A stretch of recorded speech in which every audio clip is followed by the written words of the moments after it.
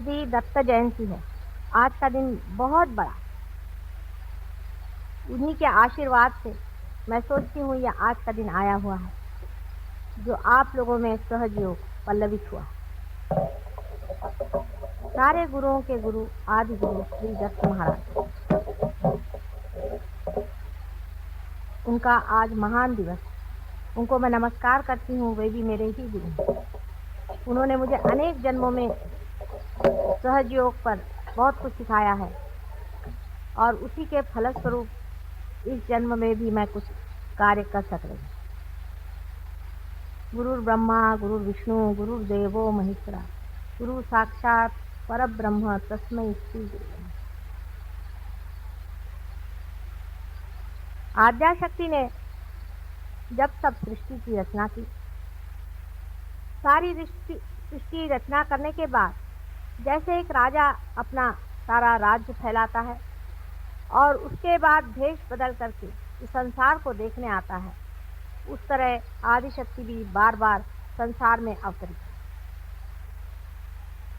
लेकिन चाहे शक्ति कितनी भी ऊंची हो, उसे एक मनुष्य गुरु की जरूरत है। मनुष्य का स्थान उस शक्ति से भी ऊंचा। अगर शक्ति को मानव रूप धारणा करनी है तो कभी उसे पिता के स्वरूप, कभी उसे भाई के स्वरूप, कभी उसे बेटे के स्वरूप पाकर ही वो संसार में आई है। सर्वप्रथम ऐसा ही समझे कि ब्रह्मा विष्णु महेश तीन देवों से जब सारी सृष्टि की रचना की, उस वक्त इस संसार में फंसे हुए लोगों को बाहर निकालने का विचार आदिशक्ति के मन में आया कि ये तीन तत्व अगर किसी तरह से एक साथ जुट जाएं और उनमें गणेश जी की बालकता, उनकी अबोधिता, उनका इनोसेंस उतर जाए तो हो सकता है कि एक बहुत बड़ा कार्य करने वाले गुरु इनसे निर्माण हो। सती अनुसया के रूप में उनका साक्षात, ये एक ही ऐसी सती संसार में है जिसने ये इंसान को तारण का विचार, एक बहुत बड़ी, ये तीनों बालक अनुसुया के पास, अनुसुया का अर्थ यह है जिसमें असूया नहीं, जो किसी से मत्सर नहीं करता। जो सर्वतः प्रेम होता है उसमें मत्सर आदि, क्रोध आदि ऐसे नगण्य क्षुद्र विचारों का कहाँ से स्थान है। जिसमें कोई भी असूया नहीं, ऐसी अनुसुया, उसकी परीक्षा लेने ये तीनों भी ऐसा कहा जाता है कि उनके दरवाजे गए और उस वक्त उन्होंने अपने तेज बल, ये तेज बल क्या था? ये यही माँ का प्रेम, अत्यंत दिव्य शक्तिशाली माँ का प्रेम जो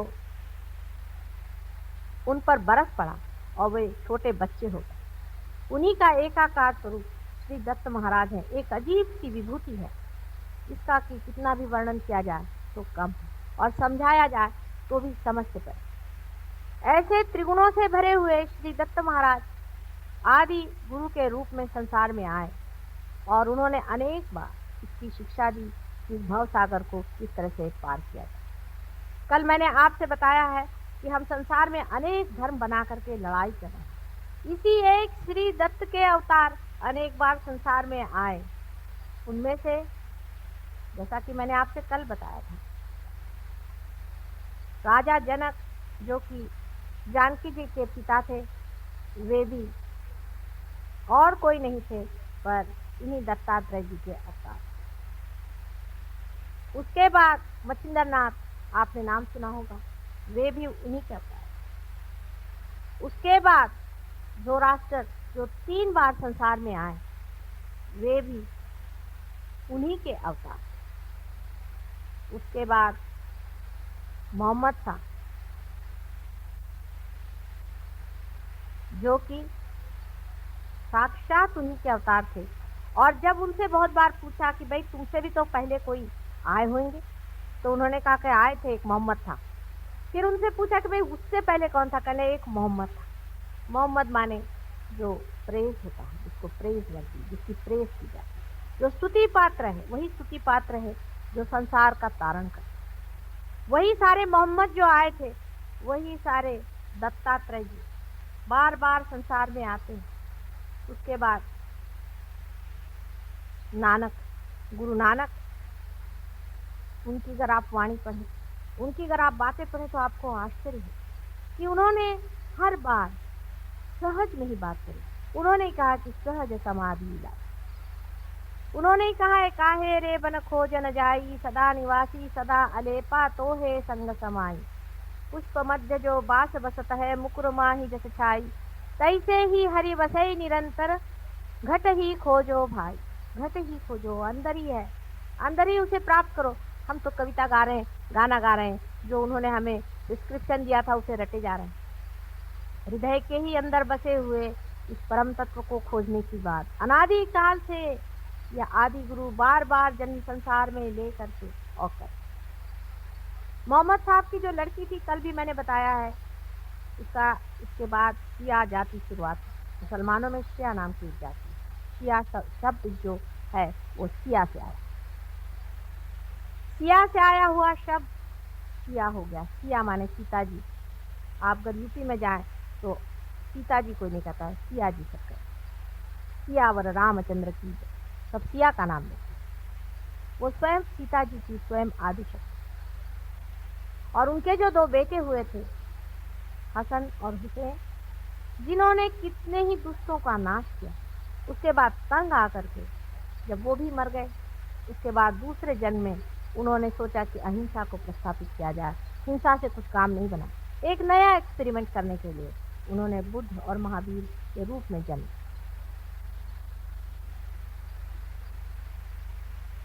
एक्सपेरिमेंट्स ही होते। नानक साहब के बाद एक 50-60 साल पहले अपने इस महाराष्ट्र देश में ही शिरडी के साईं बाबा, ये भी साक्षात दत्तात्रेय जी के ही अवतार। इसका आपको अगर प्रमाण चाहिए तो अगर आप पार हो जाएं और उसके बाद आप किसी पर भी हाथ रख के देखें तो एक ही तरह के आपको वाइब्रेशन से ही आप सबको जान सकते हैं।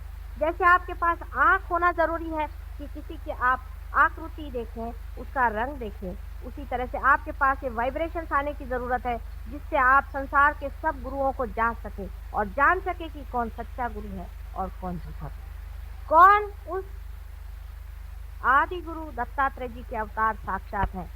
कहने को तो आजकल हजारों गुरु संसार में आ गए, किसी के कहने से कोई गुरु नहीं और किसी को मान भी लेने से वो गुरु नहीं। गुरु शब्द ही का अर्थ बहुत ही बड़ा, इसको समझ लेना चाहिए। आज इसी पर मैं आपसे बातचीत करना चाहती हूँ कि गुरु कौन और कौन गुरु नहीं। गुरु शब्द का अर्थ ही यह है कि जो हमसे बड़ा, जो हमसे ऊंचाई पे बैठा हुआ है। जैसे ऊंचाई पे बैठा हुआ पानी अकस्मात नीचे उतर आता है, वो अपनी सतह को ढूंढने के लिए, अपनी सतह पे सबको लाने के लिए हमेशा लालायित है। आप पानी को किसी ऊंचाई पे रख दीजिए, वो चाहेगा कि उसी ऊंचाई पे सबको उठाए। यही गुरु का अर्थ। ऐसा जो नहीं तो गुरु होने हमसे ऊंचा वो हर मामले में होना, एक ही मामले में नहीं। इसलिए आजकल जो गली और रस्तों रस्ती हम लोग गुरुओं को मान रहे हैं, उनको याद रखना चाहिए कि गुरुओं की हजारों पहचान। जो गुरु परम तत्व की बात करते हैं वही साक्षात गुरु हैं। जो परमात्मा की बात करते हैं और परमात्मा ही के ओर आप उठाते हैं, वही गुरु हैं। जो लोग आपसे रुपया पैसा लेते हैं वो गुरु हैं। जो अपनी वाणी का रुपया लेते हैं वो गुरु कभी भी नहीं हो सकते, क्योंकि ये वाणी परमात्मा से आई हुई बहुमूल्य चीज है। इसकी कोई भी कीमत आप नहीं दे सकते। जिस दिन आप इसकी कीमत दे सकें, ये परमात्मा की चीज नहीं। आप परमात्मा को बाजार में जाके खरीद नहीं सकते। याद रखिए, आज हम लोग इस तरह के हजारों लोगों के सामने खड़े हुए हैं जो परमात्मा के नाम पर पैसा कमा रहे हैं। इससे बढ़ के अधमता और नीचता संसार में कुछ भी नहीं। परमात्मा के पांव के ठोकर के बराबर भी संसार का कोई सा भी सामान, कोई सी भी वस्तु, कोई सी भी चीज अगर हो तो उससे हम मान सकते हैं कि हम परमात्मा को देखते। जैसे अभी हमारे घर पे कोई साहब आए थे, बड़े भारी महान गुरु अपने को बना करके, और मुझसे कहने लगे कि माता जी आपके तो घर में सब चीजें हैं और आप तो बिल्कुल साधारण गृहिणी जैसे रह रही हैं, तो आप कैसे परमात्मा की बात करें? मैंने तो ये त्यागा, मैंने तो वो त्यागा, मैंने तो ये छोड़ा। मैंने उनसे कहा कि वाकई अगर तुम त्यागना जानते हो तो तुम ये भी जान लो कि इसमें से जो भी चीज तुम सोचो कि मेरे प्रभु के चरणों के धूल के बराबर भी, उसके कणों के भी बराबर हो, तुम उठा के लो, लेकिन तौलना बराबर। इधर उधर देखा उन्होंने, ये वो देखा, इसके बाद तो पका गए। मैंने कहा क्यों, कोई चीज नहीं मिली? नहीं, इसके बराबर तो कोई नहीं। फिर मैंने कहा उनसे कि तुमने छोड़ा ही क्या बेटे, तुमने क्या छोड़ा जिसका झंडा सुबह शाम घुमा करके और काशाय वस्त्र पहन करके और ये सर में बाल मुड़ा करके और दुनिया भर में चिल्लाते फिर रहे हो? क्या छोड़ा तुमने? यही पत्थर, ये मिट्टी। असल में सहयोग इसीलिए घर गृहस्थी में बैठे हुए साधारण लोगों में ही पनपता, जो अपने झंडे गाड़ते हैं उनमें कभी भी सहयोग नहीं आता। जो लोग सहज सरल भाव से रहते हैं, परमात्मा के दिए हुए ऐश्वर्य में, उसके आनंद और सुख में सहज से प्रेम पूर्वक रहते हैं, ऐसे ही लोग, ऐसे ही मध्य स्थिति के लोग परमात्मा को पाते। गुरु का मतलब अब आपको समझना चाहिए कि जो लोग काशाय वस्त्र पहन करके पैसा इकट्ठा करते हैं वो लोग कभी भी गुरु नहीं। जिनके पास टूटी हुई साइकिलें थी और आज इम्पाला में घूम रहे हैं वो कभी भी गुरु नहीं हो सकते। जो आदमी परमात्मा को पाया हुआ है वो चाहे जमीन पे सो जाए और चाहे वो महलों में सो जाए, आराम से। इसके लिए जनक राजा का मैं आपको एक उदाहरण, जनक राजा के पास में नचिकेता करके एक बड़ा भारी आर्क गया था। पहले तो वो शंका से व्याकुल था। उसने अपने गुरु से कहा कि ये एक गृहस्थ में है, ये राजा है, इसके यहाँ तुम क्यों जाते हो, इसके आगे तुम क्यों झुकते हो, इसके चरण क्यों छूते हो, ये तो एक गृहस्थी आदमी है। तो उन्होंने उनको कहा कि अच्छा तुम राजा जनक के यहाँ जाओ और उनके यहाँ, आप जानते हैं कि उनको विदेही कहा जाता है, देहाती। नचिकेता जब उनके साथ जाके रहा, उसने देखा कि इनका इतना ऐश्वर्य है, इतना पैसा है, लोग बाग खाना पीना खा रहे हैं, आराम से रह रहे हैं, राजा सब खाना खाते हैं, घूमते हैं फिरते हैं, बाल बच्चे हैं, ये आदमी कैसे हो सकता है परमात्मा को जाने। दूसरे दिन उसने कहा कि मैं तो जा रहा हूँ, अभी इसी वक्त मैं चला जा रहा हूँ, मुझे यहाँ रहने का नहीं। उनका अच्छा चलो पहले नहाने तो चलो, नदी पे नहाने जाए। उनको अपने साथ सरजू नदी पर नहाने ले गए। नदी में नहाते वक्त एकदम से किसी ने आके बताया कि हे राजा तेरे तो घर में आग लगी, रजवाड़े में सारी आग लगी हुई। राजा जनक ने कहा कि लगने दो, अभी तो मैं ध्यान में हूँ। हंस के कहा, जरा घबराए।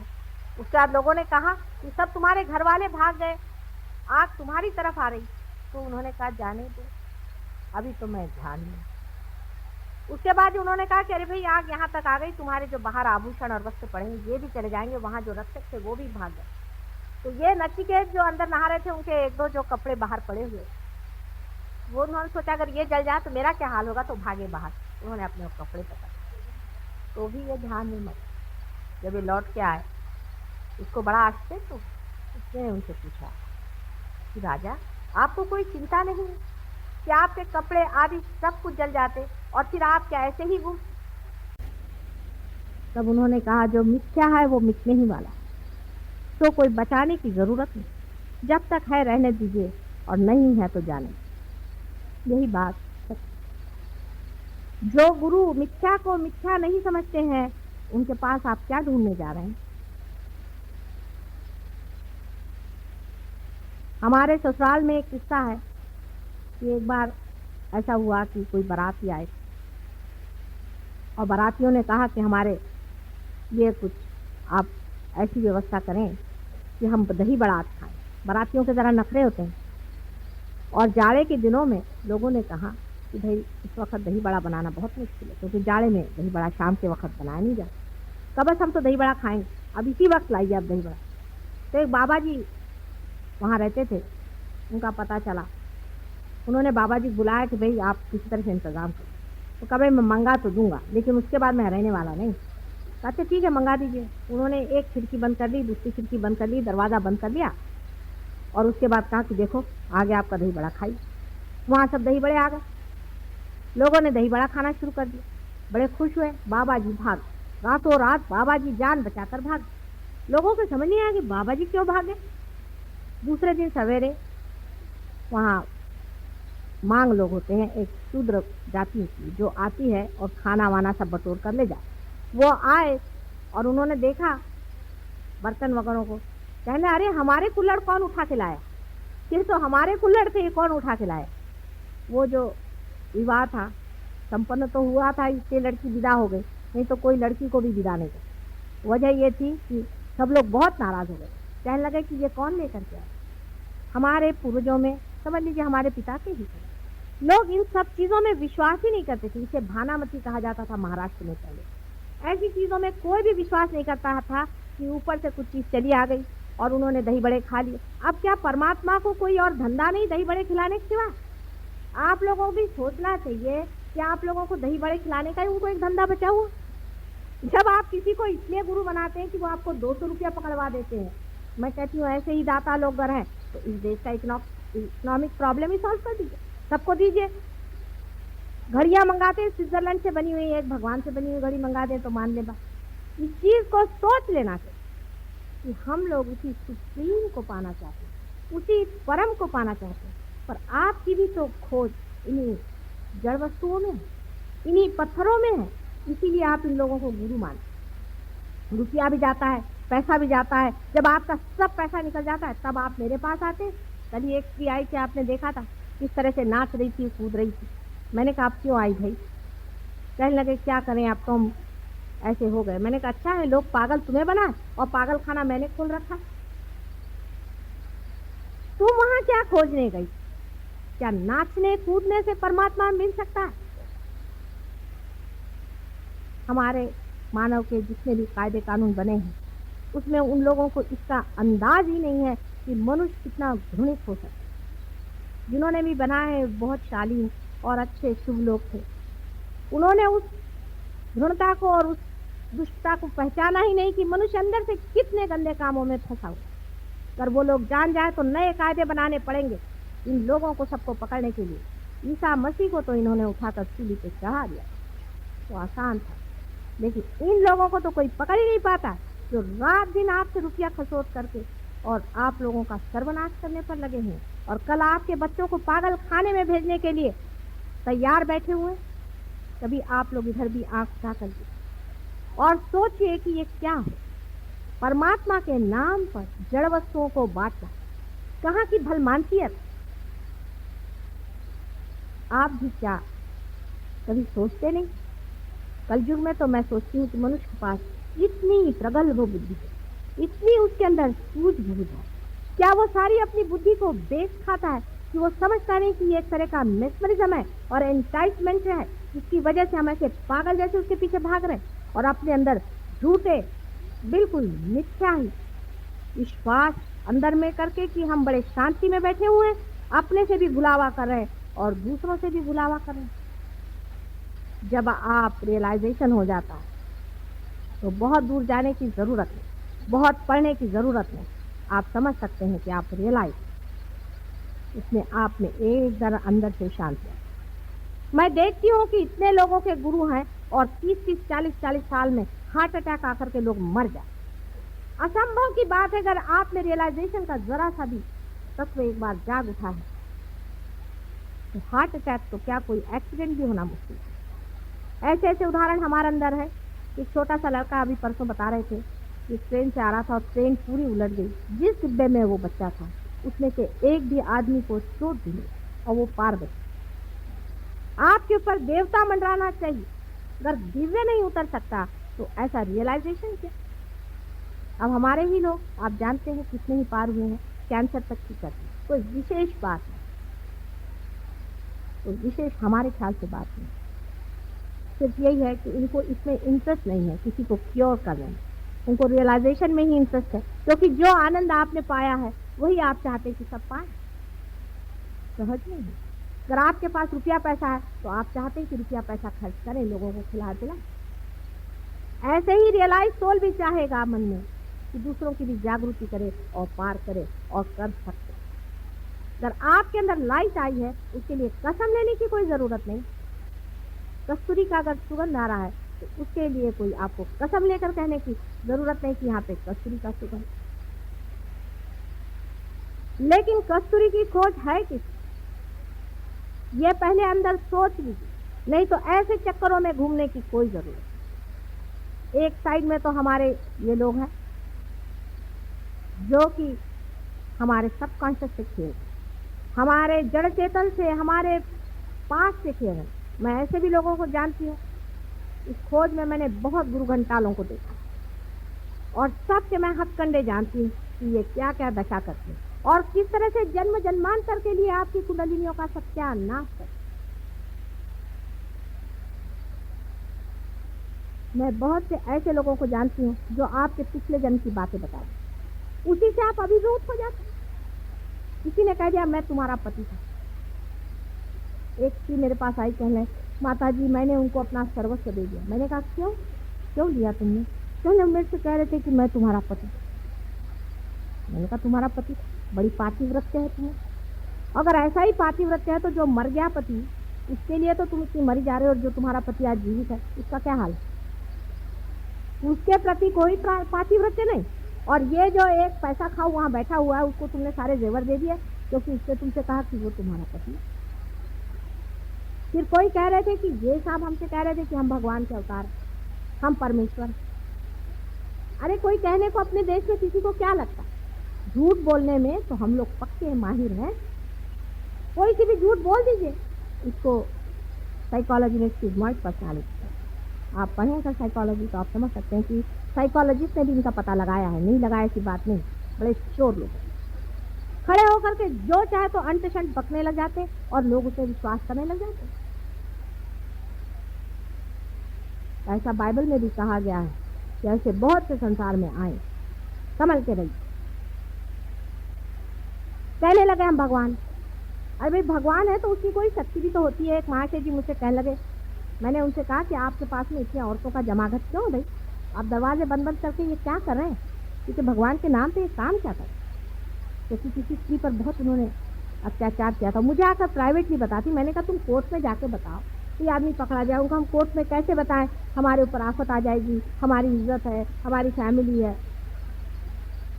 तो मैंने कहा जब तुम कोर्ट में नहीं बता सकती तो इसका कैसे पार हो?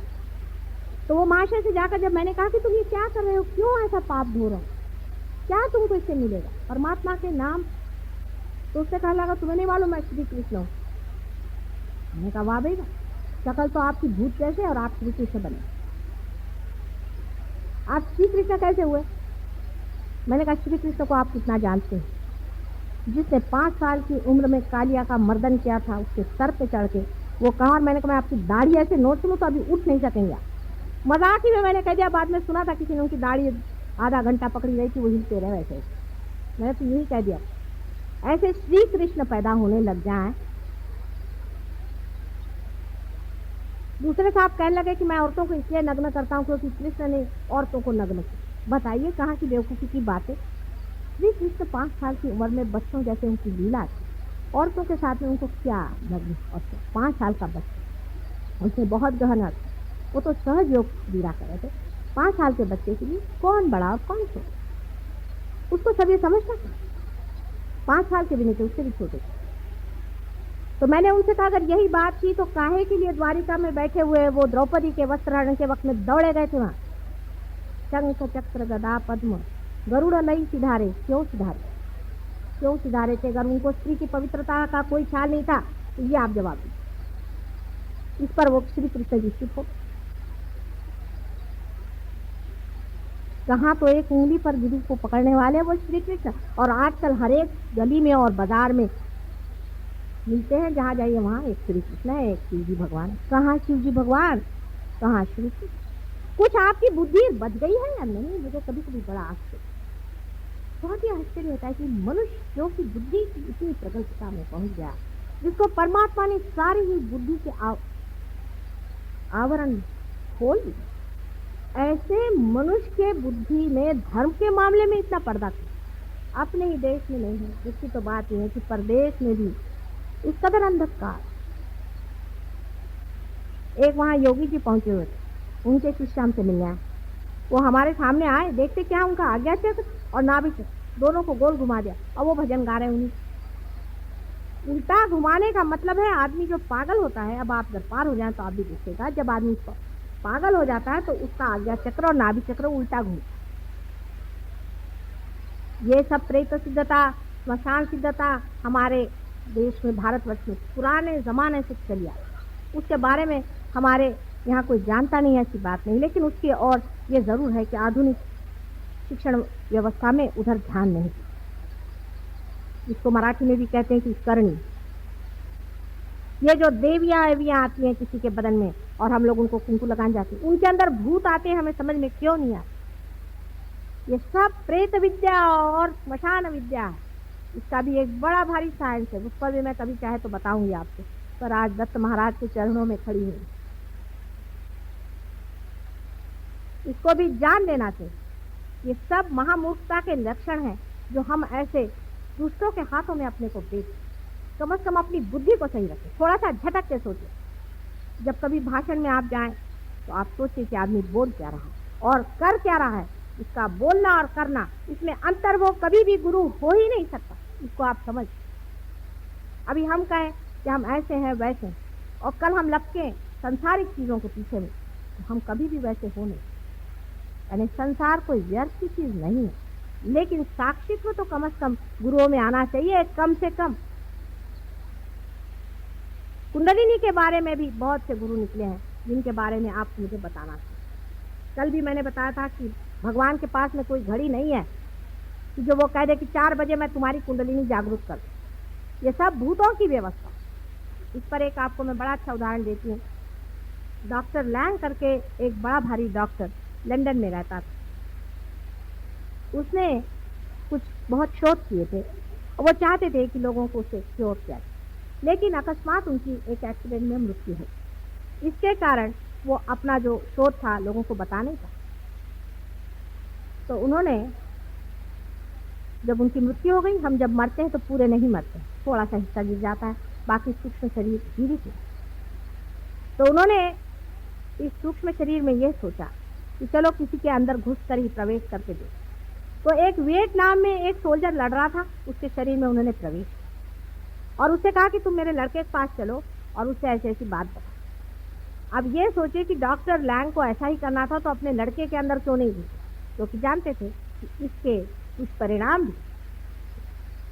तो उन्होंने कहा कि अच्छा तुम मेरे लड़के से जाकर सारी बात बताओ और उसको हमारी बात पट जाए। जब ये सोल्जर उस लड़के के पास गया और उसे जाकर बताया तो वो इस बात को मान गया। उसने कहा कि हाँ, ये तो सब बातें सिर्फ मेरे पिताजी से और किसी को मालूम नहीं। उसने कहा चलो तुम क्लिनिक खोलो। उन्होंने एक बड़ा भारी एक ऑर्गेनाइजेशन बनाया जिसके मातहत वो लोगों को ठीक करते। अब डॉक्टर लैंग के साथ बहुत से और डॉक्टर उनके साथ जुड़ गए, वो भी ये कार्य करते थे। अभी तक वो हो रहा है कार्य। वो आपसे बताते हैं कि आप अगर उनको चिट्ठी लिखे हमें तकलीफ है, शिकायत है, आपसे बताते हैं अच्छा 5 बजे शाम को बराबर इस वक्त आपके अंदर कुछ हो। कोई ना कोई अंदर व्यक्ति घुस करके आपके साइकोलॉजी में, साइकी में, जिसको हम सुपर ईगो कहते हैं, उसके अंदर घुस के और इस कार्य को करते। एक भूत निकाल के दूसरा भूत बिठा दे। अगर आप शराबी कबाबी होंगे तो शराब कबाब ठीक हो जाएगा, क्रोध आने लग जाएगा। ये इन लोगों का कार्य है। पर बेचारे बहुत सीधे हैं, क्योंकि वो लोग कम से कम ये तो कहते हैं कि हम स्पिरिट का काम करते हैं, वो ये नहीं कहते कि हम भगवान का काम करते हैं। लेकिन अपने देश में तो लोग पक्के भूत नहीं राक्षसों का काम करते हैं और उसको भगवान का नाम लेते हैं। ऐसे लोग अगर किसी को थोड़ा सा ठीक भी कर दें तो उससे क्या फायदा। कुंडलिनी जिससे खराब हो, अपनी माँ पे जहाँ चोट है, ऐसी जगह जाने की कोई जरूरत नहीं। आज नहीं कल आप लोग जरूर पार हो जाइएगा, लेकिन गलत रास्ते पे मत जाइए। एक बार आपकी कुंडलिनी खराब हो जाएगी तो मैं उसमें कुछ भी नहीं करता, सारा ही कार्य खत्म हो जाएगा। जिन जिन की कुंडलिनियाँ खराब हो गई है, आप लोग जानते हैं, आप में से बहुत से लोग पार हुए हैं। कितनी तकलीफें हमने उठाई। कुछ कुछ लोगों पर तो हाथ रखते वक्त इन लोगों के हाथ में बड़े बड़े ब्लिस्टर था, बहुत बड़े बड़े ब्लिस्टर था। और उन लोगों से जब मेरे और हाथ करते उनको भी कभी कभी थोड़ा थोड़ा ब्लिस्टर जैसा आ जाता है, पर जलता तो बहुतों का हाथ है। मेरे पास तो एकदम ठंडी ठंडी हवा चल रही, लेकिन उनके हाथ जल रहे हैं, क्योंकि मैं चाह रही हूँ उनकी सत्ता को स्थापना दूं, और उनके अंदर तो कुछ और ही सत्ता बैठी है। ऐसे गुरुओं से बच के रहिए, क्योंकि कायदा इसे रोक नहीं, किसी तरह से भी इसकी रोकथाम नहीं। सिर्फ अपनी बुद्धि से सोचिए, अपने बुद्धि से सोचिए कि सच्चा गुरु कौन है, वही जो आपको परम। उस पर अभी मेरे एक औरत ने मुझसे सवाल पूछा था, बहुत मौके का सवाल था। उसने मुझसे पूछा कि क्या आपने और भी कोई रियलाइज सोर्स दुनिया में देखे हैं जो कि आपके पास आए बगैर हैं? ऐसे तो बहुत हो चुके और अभी भी हैं। तो इसी कारण मैं अपने बहुत से शिष्यों को लेकर कोल्हापुर से दूर 25 मील दूरी पर एक जंगल में, पहाड़ी के ऊपर 7 मील दूरी पर गगनगढ़ में आज उनका बहुत बड़ा उत्सव है, जिसके लिए मेरी सारी शुभेच्छा है। वहाँ पर एक बड़ा भारी जीव है। मैं इनको ले गई, मैंने कहा तुम ऐसे हाथ रखो, बस हाथ के सहारे की। इतने वाइब्रेशन आ रहे माँ कि कौन सा जीव यहाँ है, क्यों वो जंगल में चले गए, ये भी सोचने की बात है। जितने भी बड़े बड़े पहुंचे हुए लोग होते हैं जंगल में रहते। आपने नित्यानंद जी के लिए कहा, जो कि असली में बहुत बड़े पुरुष थे, कि वो अगर कोई भी आता था उनको पत्थर मारते थे और कहते थे भाग जाओ यहाँ से, निकल जाओ। हमारे नागपुर में ताजुद्दीन बाबा थे, उनके लिए भी लोग ऐसा बताते। वो तो जंगल में ही रहते थे बेचारे, अब वहाँ आबादी हो गई। क्यों ये लोग जंगल में भाग जाते हैं? उसके 2-4 कारण। अभी आपने देखा होगा, यहाँ छोटे बच्चे बैठे थे, उनके हाथ जल रहे थे, खूब यूं कर रहे थे। इसी तरह से उनके बदन जलने लगते हैं। बहुत से साधु तो बेचारे पानी में ही रहते हैं, क्योंकि आप लोगों की जो साइकी है, सुपर ईगो है, उसमें बैठे हुए भूत इनको जलाने के लिए लगे, इन भक्तों को सताने के लिए लगे हैं। इसलिए वो जंगल में भाग के खड़े थे, क्योंकि आपको तो पता नहीं आप कर क्या रहे हैं, आपके वाइब्रेशंस आपको समझ कहाँ आते हैं।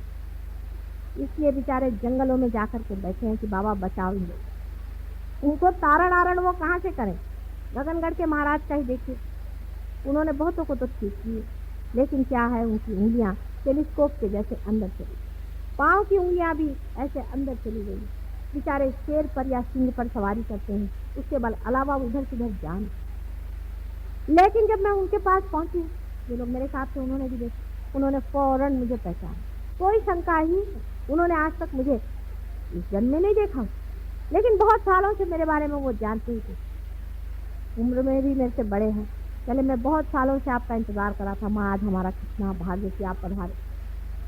वो नाथपंथी है, इसलिए मच्छिंदर नाथ के ही वो और बड़े पहुंचे हुए थे। ऐसे ही मैं हिमालय पर भी गई थी, वहाँ पर भी मुझे मिले। ऐसे ही हरिद्वार में 1-2 हैं, बहुत ही कोह में रहते हैं। मैंने उनसे कहा बाहर आने का मौका, मैं तुमको बताऊंगी कि अपनी शक्ति को कैसे बचाना और किस तरह से इन लोगों का प्रहार वापस लौटाना। मैं बैठी हूँ, तुम आओ तो सही, सबको मैं ठीक कर। इनकी भी मैं नानी हूँ, आ जाओ।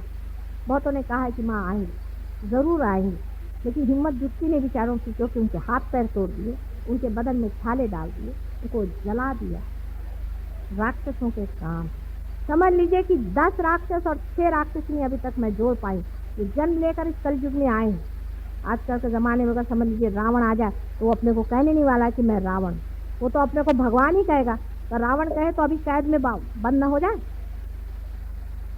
रावण की पहचान, राक्षसों की भी पहचान है, वो भी मैं आपको बता देती हूँ, आप देखिए, आपको फायदा हो। जिस आदमी की आंख बिल्ली के जैसे, आप बिल्ली की पहले आंख देखिए, तब आपको समझ में,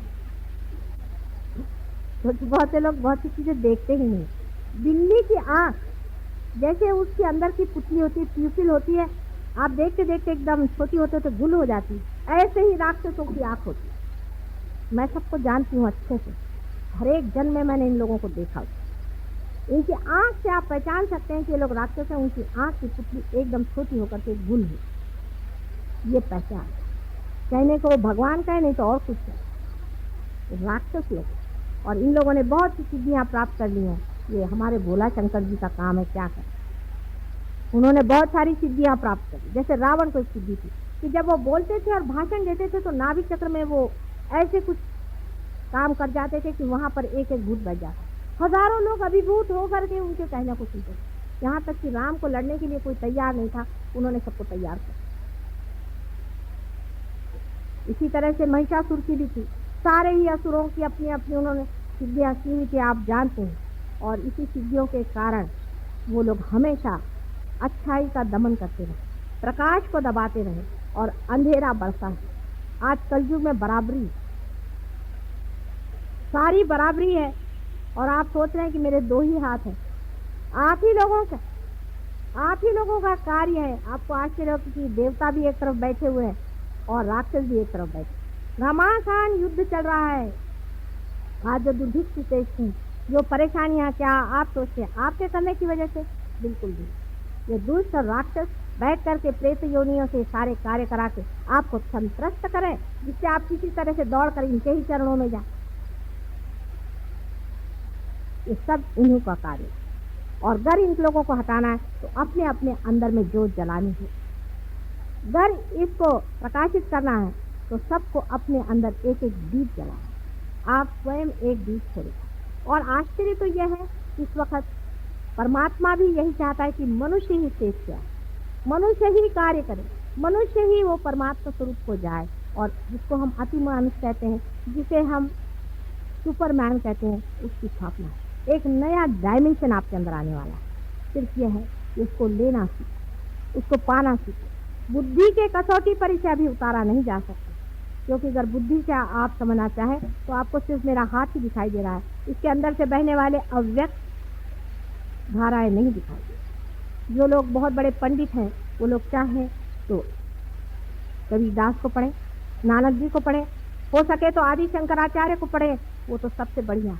आदि शंकराचार्य को अगर पढ़ें तो आप समझ सकते हैं मैं किस चैतन्य लहरियों की बातें कर रहे हैं। कुंडलिनी पर अभी तक मुझे कोई भी ऐसा दिखाई नहीं दिया जिसने व्यवस्थित रूप से कुछ कहा या समझा ही। थोड़ा थोड़ा ज्ञान हो जाने से ही कभी कभी बड़ा भारी भयंकर अनर्थ होता है। ऐसा ही अनर्थ कुंडलिनी के बारे में भी आज तक होता रहा ही हो। नहीं तो इस तरह की विचित्र बातें न जाने किस समझ से इन लोगों ने लिखी है। लेकिन तो भी मनुष्य की दृष्टा स्थिति इतनी ऊंची है, जैसे देवी भागवत आप पढ़ें, मार्कंडेय स्वामी की सप्तशती आप पढ़ें, आपको आश्चर्य होगा कि कितनी गहराई से, कितनी छोटे छोटे डिटेल्स में उन्होंने इस चीज को जाना। असल में जब तक आपका रियलाइजेशन नहीं होता तब तक सभी कुछ करना व्यर्थ। कृष्ण ने भी यही कहा था कि पहले उसको अंदर ही पालो, लेकिन समझने वाले ने समझा नहीं। वो पहले अंदर पालो, फिर कहते बाहर तुम लड़ने जाओ। उनका मतलब था तुम साक्षी हो जाओ। साक्षी होने के बाद तुमसे हो रहा है अकर्म, चला जा रहा है, आप कुछ करते ही नहीं। वो ईगो ही खत्म हो गया, वो सुपर ईगो ही खत्म हो गया जो करता है। करने ही वाला टूट जाएगा। ये वो कह रहे थे, लेकिन जब माना नहीं तो वो तो डिप्लोमैट थे, राजकारणी थे। कृष्ण की भी अपनी एक तरह के गुरुत्व है। उनका गुरुत्व बड़ा मजेदार है, बड़े भारी राजकारणी थे। इसको मैं कहती थी एब्सोल्यूट प्योर पॉलिटिशियन। ऐसा बड़ा पॉलिटिशियन था वो, और वो सबको जानता था कि इन महामूर्खों को ठीक करने का यही तरीका। जिस वक्त में कि एक बच्चा है, वो अपने घोड़े को गाड़ी के पीछे बांध करके हाँक रहा है, तो बाप आकर के कहता है चलने दो घोड़ा, ऐसे ही चलने दो, हाँकते रहो, पहुंच जाओ। फिर बच्चा जब हार कर सोचता है अरे घोड़ा तो चल ही नहीं रहा, तब उसको फिर समझ में आता है कि घोड़े को आगे करना चाहिए और तब हार। इसीलिए उन्होंने कहा कि अच्छा तुम कर्म योग करो। अब देखिए उसमें डिप्लोमेसी कृष्ण की दी। कृष्ण के जैसा भी गुरु मिलना बड़ा कठिन। ऐसा गुरु है कि उसके लिए बहुत ही बुद्धि की तीक्ष्णता और प्रखरता चाहिए। आज तक आपको किसी ने बात नहीं बताई होगी जो मैं आज बताऊंगी, आप सुन लीजिए। उन्होंने कहा कि अच्छा तुम कर्म करो, लेकिन जो कर्म का जो फल है परमात्मा पे ये हो ही नहीं सकता। बिल्कुल एब्सर्ड कंडीशन। जब आप किसी चीज को कर रहे हैं और जान रहे हैं कर रहे हैं, आप उसको किसी और पे कैसे छोड़ सकते? घोड़ा पीछे करके ही हाँकने को कह रहे हैं। दूसरा उन्होंने कहा कि तुम भक्ति करो। देखिए इसमें भी देखिए बड़ा सुंदर है, तुम अनन्य भक्ति करो। जब दूसरा कोई नहीं रहे तब भक्ति कैसे होने वाली है? मतलब ये कि जब मिलन हो गया तब भक्ति किसकी करनी थी? उन्होंने कहा पुष्पम फलम तोयम, जो कुछ भी तुम मुझे दो मैं ले लूंगा। लेकिन देने के वक्त उन्होंने यही कहा है कि तुम अनन्य भक्ति करो। एब्सर्ड बात है, क्योंकि एब्सर्डिटी पे ही आदमी का सर चकराएगा और तभी वो ठिकाने से आएगा। वो सोचते नहीं थे कि ऐसे आदमी क्या खलाने वाली। पर मैं तो माँ हूँ, और माँ चाहे तो बात कहनी भी पड़े तो भी कह डालेगी कि बेटे ऐसा नहीं, ऐसा नहीं मानो, जब तक हो सकेगा तब तक कहेगी, गला फाड़ फाड़ कर अपने बच्चे से कहेगी। माँ का हृदय और होता है, इसे डिप्लोमेसी नहीं झेली जाती। बहुत देर, बहुत हो गया, बहुत खुश, बहुत परेशानी, लोग कष्ट इस चीज़ में भरमा गए। अब ज़रूरत है इस चीज़ को करने की, और हो रही है। आप लोग भी इस चीज़ को पा रहे हैं, जिन्होंने पाया है, जिन्होंने जाना है, वो कल भी यहाँ पर प्रोग्राम है उसमें ज़रूर आए। जिन्होंने नहीं पाया है वो भी आए। हमारे यहाँ और भी जगह भारतीय विद्या भवन में हम लोग हमेशा के लिए चाह रहे हैं कि कुछ ऐसी जगह बने जहाँ लोग आते रहें। यहाँ पर बहुत से लोग ऐसे हैं कि जो पार हो गए हैं, और भी करते हैं जागृति, तो आप पार होते ही दे सकते हैं। लोग चक्रों के बारे में बहुत जानते हैं, बहुत कुछ ज्ञानी हो गए, और कुछ लोग ऐसे भी हैं कि जो पार भी करा। हिंदुस्तान की ये गरिमा है, ये देश हमारी योग भूमि, सारे संसार के देशों से भी ऊंचा अपना देश। इस देश के वाइब्रेशन जो हैं हाईएस्ट, इसमें कोई शंका नहीं। और सारे ही संसार की रीढ़ की हड्डी ही अपना देश है, और इसी में कुंडलिनी का स्थान है, जो सारे ही संसार को एक दिन ठीक कर सकती है। पर अभी तो सारे ही चक्र हमारे पकड़े, कुंडलिनी की गति ही मुश्किल हो रही है। आप अगर अपने अपने चक्र छुड़ा लें तो हो सकता है इसी देश में से ही वो संदेश बाहर जा सके, जिससे कि सारा संसार बदल करके एक दूसरे रास्ते पर आकर खड़ा होगा, यहाँ सत्ययुग का ही आवाह है, और सत्ययुग भी आने वाला। ये सत्ययुग के आने की बात है, लेकिन अब यह आपकी स्वतंत्रता और आपकी सत्ता पे छोड़ा गया है कि आप चाहें तो इसे ले या संहार किया जाए। ऐसे ही कैंसर जैसे रोग और युद्ध जैसी बातें, ये सब हमारे संसार को खत्म करेगी। अगर आप लोग चाहें तो इसे ले सकते हैं और संसार को उजियारा में डाल सकते हैं, और नहीं तो अंधकार आकर के परमात्मा चाहे हजारों सृष्टियाँ बना सकता है। एक एक्सपेरिमेंट फेल हो गया, ऐसा ही हो सकेगा। अब यह आखिरी ही कूदना है, इसमें देखना है कितने लोग अपने को लगाते हैं। बहुत बहुत आप सबका धन्यवाद। 3 दिन का सेमिनार बहुत प्रेम पूर्वक हुआ, और बहुत लोगों ने इस प्रेम को स्वीकार किया, इसलिए एक माँ के नाते मैं आप सबका बहुत बहुत धन्यवाद मानती हूँ। वैसे ही हमारे बहुत से बच्चों ने बड़ी रात दिन मेहनत करके और औरों को तारण करने के लिए इतनी मेहनत की है, और इसी तरह से करते रहें। ऐसे ही उनको आशीर्वाद देकर, आप सबको मेरे प्रेम का आशीर्वाद देकर मैं आपको विदा